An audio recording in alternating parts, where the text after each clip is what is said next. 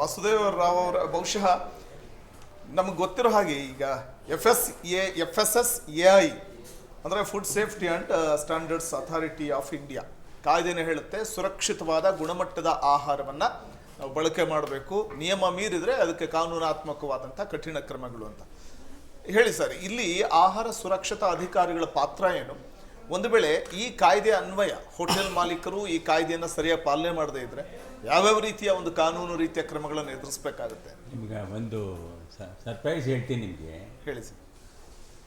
ಇದು 2006 ಬಂತು ಈಗ ಅಮೆಂಡ್ಮೆಂಟು, ಇದು ಆಹಾರ ಸುರಕ್ಷಾ ಇದು ಮಾನದಂಡದ್ದು ಆ್ಯಕ್ಟ್. ತಮಾಷೆ ಏನಂತಂದರೆ ಹೆಲ್ತ್ ಡಿಪಾರ್ಟ್ಮೆಂಟ್ ಏನಿದೆ it's comes under BBMP health department. ಇನ್ನೊಂದು ಜೋಕ್ ಆಫ್ ದಿ ಡೇ ಹೇಳ್ಬಿಡ್ತೀನಿ, ಇವರು ಬರೀ ಇಶ್ಯೂಯಿಂಗ್ ಅಥಾರಿಟಿ ಅಷ್ಟೇ. ಇವರು ಯಾರು ಫುಡ್ ಕಾರ್ಪೊರೇಷನ್ ಫುಡ್ಡು ಏನು ಆಹಾರ ಇಲಾಖೆ ಏನಿದೆ ಅದು that's only issuing authority. Licensing authority ಇವರಲ್ಲ. ಯಾರು ಇವತ್ತು ಚೆಕ್ ಮಾಡಿದ್ರಲ್ಲ ಲೈಸೆನ್ಸ್ ಅಥಾರಿಟಿ, ಅವರ ಲೈಸೆನ್ಸ್ ಅಥಾರಿಟಿ ಬಂದು BBMP ಅವರೇನು ಮಾಡ್ತಾರೆ ಅಂತಂದರೆ, ಸರ್ ಇನ್ನೊಂದು ಹೇಳ್ತೀನಿ ಅಂತ ಹೇಳಿ, ಹೆಂಗೆ ಈಗ ಬದಿ ಯಾವುದರ ಒಂದು ಇಲಾಖೆ ಆಗ್ಬೋದು ಅಥವಾ ಪೊಲೀಸ್ ಇಲಾಖೆ ಆಗ್ಬೋದು ಅಥವಾ ರೆವೆನ್ಯೂ ಡಿಪಾರ್ಟ್ಮೆಂಟ್ ಆಗಿರ್ಬೋದು, ಹೇಗೆ ಒಂದು ಲಾಬಿ ನಡೆಯುತ್ತೆ, ಲಾಬಿ ಅಂದರೆ ಗೊತ್ತಲ್ಲ, ಒಂದು ಲಾಬಿ ನಡೆಯುತ್ತೆ, ಪ್ಲೇಸ್ಮೆಂಟ್ ಲಾಬಿ ಅಂತ. ಒಬ್ಬ ಹೆಲ್ತ್ ಇನ್ಸ್ಪೆಕ್ಟ್ರಿಗೆ ಇಂಥ ಕಡೆನೇ ಬೇಕು ಅಂತ ಹೇಳತಕ್ಕಂಥ ಲಾಬಿ ಇದೆ. ಇವ್ರುಗಳು ಮಾಡತಕ್ಕಂಥ ಗ್ರಾಹಕ ದ್ರೋಹ ಅಂತ ಏನಿದೆ, ಇದು ಗ್ರಾಹಕ ದ್ರೋಹನೇ. ಇದು ಏನಾಗತ್ತೆ ಇಲ್ಲಿ ಪ್ರಶ್ನೆ ಹುಟ್ಟೋದು ಇಷ್ಟೇ. ನಾವು ಕೇಳೋದು ಏನಂತಂದರೆ, ಬೆಂಗಳೂರು ನಗರದಲ್ಲಿ ಯಾವ್ಯಾವ ಥರದ ಹೋಟ್ಲು, ಅಷ್ಟರಲ್ಲಿ ಇವರ ಹತ್ರ ಮಾಹಿತಿನೇ ಇಲ್ಲ. ಎಷ್ಟು ಹೋಟೆಲ್ಗಳಿವೆ, ಎಷ್ಟು ನಿಮಗೆ ಅದ್ರಲ್ಲಿ ಕ್ಯಾಟಗರಿ ಮಾಡೋಣ. 5 ಸ್ಟಾರ್ ಹೋಟ್ಲ್ ಎಷ್ಟಿದೆ, ಮಿಡ್ಲ್ ಕ್ಲಾಸ್ ಹೋಟ್ಲ್ಗಳು ಎಷ್ಟಿವೆ, ಲೋ ಕ್ಲಾಸ್ ಹೋಟ್ಲ್ ಎಷ್ಟಿದೆ, ಎಷ್ಟು ಹೋಟೆಲ್ಗೆ ಇವ್ರು ಲೈಸೆನ್ಸ್ ಇಶ್ಯೂ ಮಾಡಿದ್ದಾರೆ, ನಿಮಗೆ ಅಂಕಿಅಂಶನೇ ಸಿಗೋಲ್ಲ. ಸೆಂಟ್ರಲ್ ಗೌರ್ಮೆಂಟಲ್ಲಿ ಏನಿದೆ ಅದು ಆ್ಯಕ್ಟ್ ಏನು ಅಮೆಂಡ್ಮೆಂಟ್ ಮಾಡಿದ್ದಾರೆ, ತುಂಬ ಸ್ಟ್ರಿಕ್ಟ್ ಆಗಿದೆ. ಅದು ಒಂದು ದಂಡ ಬರುತ್ತೆ, ಸೆಕ್ಷನ್ 21, 27, 22, 23, 24, 29 ಎಷ್ಟು ತನಕ ಬರುತ್ತೆ ಅಂತಂದರೆ 26, 29 ದಟ್ಸ್ ಓನ್ಲಿ ಟು ರಿಯಾಕ್ಟ್ ಪ್ರಿಸನ್ಮೆಂಟು. ಅಂದರೆ ಅದು ಜೈಲ್ ಶಿಕ್ಷೆನ ಜೊತೆಗೆ ದಂಡ ಕೂಡ 10 ಲಕ್ಷ ದಂಡ ಕೂಡ ಹಾಕಬೇಕಾಗತ್ತೆ. ಆಯ್ತಲ್ಲ ಸರ್. ಆ್ಯಕ್ಚುಲಿ ಇದು ವಿಷಯಕ್ಕೆ ಬರೋಣ. ಈಗ ಇವನು ಕಣ್ಣಿಗೇನು ಕಾಣ್ತಾ ಇದೆ ನಮಗೆ ಅಂತಂದರೆ, ನಾವು ಇನ್ನೊಂದು ಸೀರಿಯಸ್ ಆಗಿ ಹೇಳ್ತೀನಿ ಕೇಳಿ. ಈ ಮೆಟ್ರೋ ಕ್ಯಾಶ್ ಆ್ಯಂಡ್ ಕ್ಯಾರಿ ಏನಿದೆ, ಪ್ರತಿ ಸೋಮವಾರದಿಂದ ಶನಿವಾರ ತನಕ ಫುಡ್ ತರಿಸ್ತಾರೆ ಅವರು. ಚಿಕನ್ನು ಮಟನ್ ಏನೇನೋ ಫಿಶ್ ಎಲ್ಲ ತರಿಸ್ತಾರೆ. ಶನಿವಾರ ಅವ್ರ ಡೆಡ್ಲೈನ್ ಅವ್ರಿಗೆ, ಶನಿವಾರ ಅವರು ಡೆಡ್ಲೈನ್. ಅದು ಶನಿವಾರದ ಮೇಲೆ ಯೂಸ್ ಮಾಡೋಂಗಿಲ್ಲ, ಆಸ್ ಪರ್ ದೇರ್ ಆ್ಯಕ್ಟ್. ಅವರೇನು ಮಾಡ್ತಾರೆ, ತೊಗೊಂಡೋಗ್ಬಿಟ್ಟು ಆ ಐಟಮ್ ತೊಗೊಂಡೋಗ್ಬಿಟ್ಟು ಯಶವಂತಪುರ ಯಾರ್ಡಲ್ಲಿ ಒಂದು ಕಡೆ ಅದು ಡಂಪ್ ಮಾಡ್ತಾರೆ. ಅದನ್ನು KG ಲೆಕ್ಕದಲ್ಲಿ ತೊಗೋತಾರೆ, 10 ರೂಪಾಯಿ KG, 20 ರೂಪಾಯಿ KG ಲೆಕ್ಕದಲ್ಲಿ ತೊಗೋತಾರೆ. ಅದೇ ನಮಗೆ ಕಬಾಬ್ ಅಂತ ಬರೋದು. ನಮಗೆ ಕಬಾಬ್ ಏನು ತಿನ್ನಿಸ್ತಿದ್ದಾರೆ, ಪಬ್ಲಿಕ್ಕಲ್ಲಿ ಏನು ಕಬಾಬ್ ತಿನ್ನಿಸ್ತಿದ್ದಾರೆ, ಅದೇ ಕಬಾಬನ್ನ 10 ರೂಪಾಯಿ KG ಏನು ಅದನ್ನು ಡಿಸ್ಪೋಸ್ ಆಗುತ್ತೆ. ಅದೇ ಕಬಾಬ್ ನಮಗೆ ಖುಷಿ ಪಟ್ಬಿಡ್ತೀವಿ, ರುಚಿಗೆ ಅಂತ ತರಿಸ್ಕೋತೀವಿ. ನಾವೇನು ಮಾಡ್ತೀವಿ, ಖುಷಿಯಾಗಿ ಏನು ಮಾಡ್ತೀವಿ ನಾವು, ಏನು ಪರವಾಗಿಲ್ಲ ಗುರು, ಅವ್ನ ಹೋಟ್ಲಲ್ಲಿ ಅವ್ನ ಗಾಡಿಯಲ್ಲಿ 4 ಜನ ಸಿಗುತ್ತೆ, 4 ಜನ 5 ಪೈಸು 6 ಪೈಸು ಅಂತ ಮಾತಾಡ್ತೀವಿ. ಪ್ರಶ್ನೆ ಏನಂತಂದರೆ, ಈ ಹೆಲ್ತ್ ಇನ್ಸ್ಪೆಕ್ಟರ್ಗಳಿದ್ದಾರಲ್ಲ ಅವರು ಹೊಡಿಬೇಕು. ಅವ್ರಿಗೆ ಹೊಡೆದೇ ನೋಡಿ ಅವ್ರಿಗೆ ಬರ್ತಾರೆ. ಸರ್ ಬರಬೇಕಾದ್ರೆ ಆರ್ಡರಿ ಸ್ಕೂಟ್ರಲ್ಲಿ ಬರ್ತಾರೆ, ಆರ್ಡರಿ ಬೈಕಲ್ಲಿ ಬರ್ತಾರೆ. ಅದಾದಮೇಲೆ ಒಂದು 5 ವರ್ಷ ಒಂದು ಪೀರಿಯಡ್ ಇರುತ್ತೆ ಅವ್ರದ್ದು, ಒಂದು 3 ವರ್ಷ ಅಥವಾ 5 ವರ್ಷ ಒಂದು ಪೀರಿಯಡ್ ಇರುತ್ತೆ. ಸರ್ ಎಷ್ಟು ಬೇಕಷ್ಟು ಮಾಡ್ಕೊಂಡ್ಬಿಡ್ತಾನೆ, like a police officer. He will know how to make money.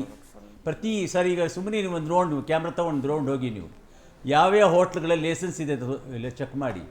Licence ಇಲ್ಲ, 5 ಲೈಸೆನ್ಸ್ ತೊಗೋಬೇಕು ಒಂದು ಹೋಟ್ಲ್ ಮಾಡೋಕ್ಕೆ. ಅದರಲ್ಲಿ ಒಂದು ಲೇಡೀಸ್ ಟಾಯ್ಲೆಟ್ ಇರಬೇಕು, ಒಂದು ಹೋಟ್ಲಲ್ಲಿ ಲೇಡೀಸ್ ಟಾಯ್ಲೆಟ್ ಇರಬೇಕು, ವಾಶ್ ಮಿಷಿನ್ ಸರಿಗಿರಬೇಕು. ಆಮೇಲೆ ಇನ್ನೊಂದು ಅಂತಂದರೆ ನಿಮಗೆ ಹೈಜೆನಿಕ್ ಇರಬೇಕು, ವಾಟರ್ ಫ್ರೀಕ್ವೆನ್ಸಿ ಇರಬೇಕು.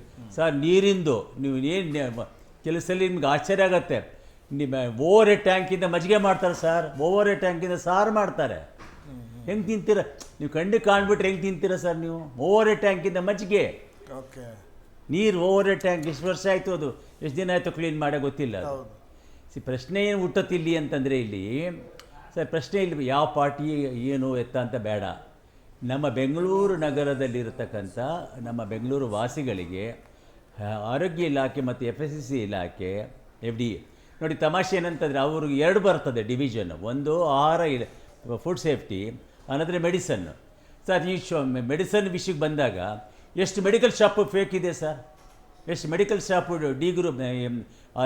ಏನೋ ಡಿಫಾರ್ಮ್ ಆಗಬೇಕು ಅವ್ರಿಗೆ, ಎಷ್ಟು ಮೆಡಿಕಲ್ ಶಾಪಲ್ಲಿ ಡಿಫಾರ್ಮ್ದವ್ರು ಇದ್ದಾರೆ ತೋರಿಸಿ. ಇಲ್ಲ, ಬಿಕಾಸ್ ಕಣ್ಣಿಗೆ ಒಂದು ಲೈಸೆನ್ಸ್, ಒಬ್ಬರ ಮೇಲೆ ಇರೋ ಲೈಸೆನ್ಸು. ಈಗ ನಮ್ಮ ಯಾವುದೋ ಒಂದು ಪ್ರೇಮ ಇದ್ದರೆ ಅವ್ರ ಹೆಸರಿನಲ್ಲಿ 5 ಲೈಸೆನ್ಸ್ ತೊಗೊಳ್ತಾರೆ, 5 ಮೆಡಿಕಲ್ ಶಾಪ್ ತೊಗೊಳ್ತಾರೆ, ಎಲ್ಲ ಫೇಕ್ ಮಾತ್ರೆಗಳು. ಅಂದರೆ ಯಾಕೆ ಇದು ಮತ್ತೆ ಬಂತು ಅಂತಂದರೆ that is drug control by the department of drug, ಅದಕ್ಕೆ ಅದರ ಅಂಡರ್ನಲ್ಲಿ ಬರ್ತದು. ಇದು ಮೂಲತಃ ಸಮಸ್ಯೆ ಇರೋದು ಎಲ್ಲಿ ಅಂತಂದರೆ BBMP ಅವ್ರದ್ದು. BBMP ಹೆಲ್ತ್ ಡಿಪಾರ್ಟ್ಮೆಂಟ್, ಅವನಿಗೆ ನೋಡಿ ಅವ್ರಿಗೆ ಇವಾಗ ಹೊಸ ಕಂಟ್ರೋಲ್ ಬಂದಿದೆ. ಏನಂತ ಹೆಲ್ತ್ ಡಿಪಾರ್ಟ್ಮೆಂಟಿಗೆ ಇವ್ರಿಗೆ ಕೊಟ್ಬಿಟ್ಟಿದ್ದಾರೆ ಕಸ್ಟಡಿಯನ್ನು.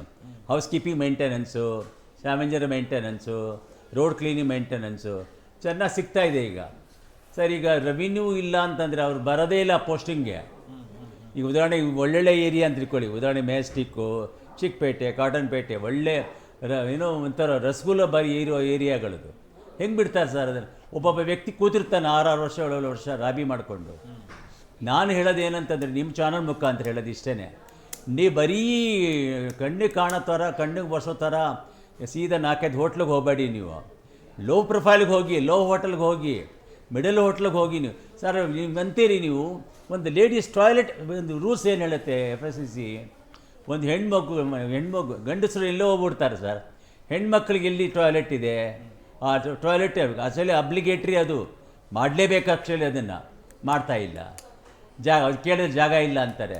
ನೀವು ಹೋಟ್ಲ್ ಯಾಕೆ ರನ್ ಮಾಡ್ತೀರಿ? ಬಿಟ್ಬಿಡಿ, ಎಲ್ಲ ಬಿಸ್ನೆಸ್ಸು ಬಿಟ್ಬಿಡಿ ಹೋಟ್ಲ್. ನೀವು ತುಂಬ ದೂರ ಬೇಡ ಸರ್, ನಿಮ್ಮ ಆಪೋಸಿಟ್, ನಿಮ್ಮ ಫ್ರೀಡಮ್ TV ಆಪೋಸಿಟಲ್ಲಿ ಇಬ್ಬರು 3 ಹೋಟ್ಲುಗಳಿವೆ, ಇಲ್ಲ 4-5 ಹೋಟ್ಲುಗಳಿವೆ ಇಲ್ಲಿ. ಸುಮ್ಮನೆ ನೋಡ್ಕೊಂಬನ್ನಿ ಸರ್, ನೋಡೋಣ. ಒಂದು ಟಾಯ್ಲೆಟ್, ಒಂದು ಬಾತ್ರೂಮ್ ತೋರಿಸಿ ಸರ್ ನನಗೆ. ಇದ್ರೂ ಕೂಡ ಅದನ್ನ ಉಪಯೋಗಿಸಕ್ಕಾಗಲ್ಲ, ಹಂಗೆ ಮಾಡಿರ್ತಾರೆ, ಆ ಮಟ್ಟದಲ್ಲಿ ಇರ್ತದೆ.